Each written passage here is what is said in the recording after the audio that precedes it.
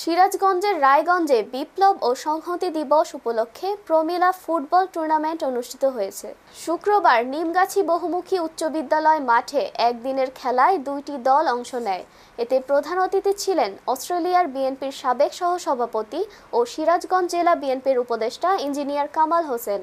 Sonakhara union বিএনপির সাবেক senior সহসভাপতি আমিনুল ইসলাম জিন্নার সভাপতিত্বে আরও উপস্থিত ছিলেন উপজেলা বিএনপির সাবেক সভাপতি শামসুল ইসলাম, উপজেলা বিএনপির সাবেক সাংগঠনিক সম্পাদক আব্দুল কুদ্দুস মণ্ডল, চেয়ারম্যান পদপ্রার্থী জাহিদুল ইসলাম বাবুল, ধানগড়া ইউনিয়ন বিএনপির সাবেক সাধারণ সম্পাদক রেজাউল করিম।